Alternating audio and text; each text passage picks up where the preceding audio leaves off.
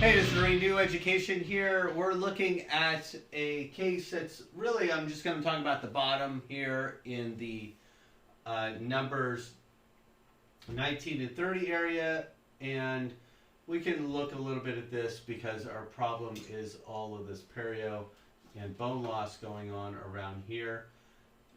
And I'm calling this one near future fractures because he's got this premolar case and these premolars here with root canals, and he's working on premolar occlusion here, and he's pretty tough on his teeth. You can see this wear and tear going all the way across, and if he starts really grinding a lot or anything like that, these are going to be fracturing off in the near future, as well as fracturing off on this bridge piece here.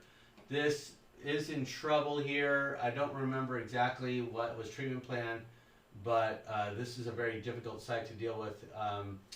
That is not a beginning situation, and there's very little bone, as well as there's not a lot of density of bone. Not too bad, but not too great. It's probably more of an orange to red kind of case. But let me show you what we're going to be doing here in this area, just to kind of give you an idea. But let's look at the treatment assessment about this. I have a yellow facial bone. I have a orange IA nerve, orange sinus, and orange constriction.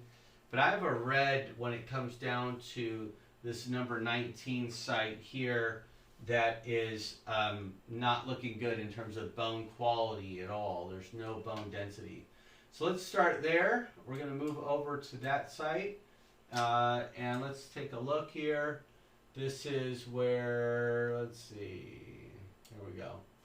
So this is the beauty of a CT, because the panel looks okay, but now when you look at it here, really get this real open air of bone. There's really nothing there, and it's just a bummer because this is an area where we'd love to see something.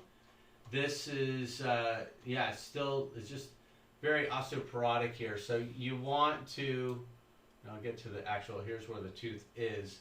So it has, the constriction's there, the nerve is here.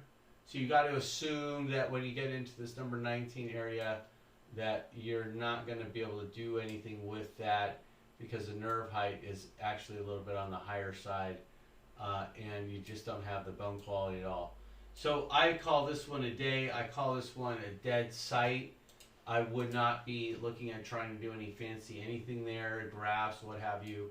You just don't have the bone. So as you go along over here, you get into the number 30 site. This is where things look a little more promising. The bone quality is much better. The nerve is down here. So it's a very different picture, a very different mix between the two. If we decide to do an implant here, you can drop that in. You still are away from the nerve. You're at a 4.2 by 10 right here, and we are below. Here's a little bit of a question mark case, is what do you do with that facial plate right here if you get a little corner of the implant out of it? I don't worry about that too much. I try to let the tissue or something heal over that site. So I know I'm sub-bone on the mesial, distal, and lingual sides. That little facial plate part doesn't bug me too much. Unless it's in a cosmetic area, then I got to worry about it. But the tissue is typically thicker. So that's where some of that tissue thickness and smile characteristics may matter way back here in a molar. But it shouldn't be a problem with that at all, especially in this particular site. So you could get something there. I'm hugging up against the premolar, and you're really looking at a premolar occlusion because this ridge really drops quite fast, and this is tricky, but you don't want to be down here because now you're going to end up like number 19 over here, not going to get anything in at all. So this is more of a skilled, I would say, level of implant placement on this one. If you're more skilled, this is a good challenge one. It's on the right side, it's on the lower, the bone density is good. You're still away from the IE nerve, you're still safe there, and you're going to deal with that appropriately. So that's not a bad case. For those, I would not do this flapless. I would be only flapping that. making sure you get a good purchase point going on there. So anyway, that's how you handle that one. You're going to watch these, make sure that these don't break. You're going to watch that doesn't break. But over time, this is what this kind of patient's going to be dealing with in the future. So I always talk to the patient a little bit more about, okay, you want to stay off the nuts, you want to stay off those really hard, grindy things that are going to put extra pressure on the teeth here.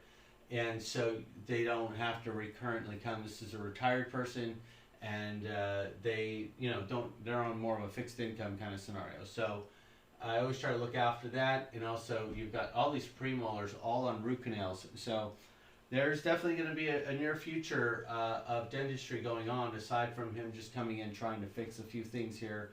He's not realizing how bad that really turns out to be and how much these are set up for failure already, having had them for so many years. So it's not a failure just because of root canals. It's a failure because they're going to fail because of how long they've been in there. It's just a matter of time. So anything past 16, 17, 18 years, you're going to start to see fractures and cracks and decay and things like that typically occurring. So that's kind of the warning shot I give patients on those things. So anyway, hope you enjoyed that one. That's a simple one, even though it's a skilled doctor one. But yeah, you get the idea. Thank you for watching, and look us up on our Facebook Live and our YouTube Live broadcast. Please mention, comment, subscribe, and like us on both Facebook and YouTube. Thanks.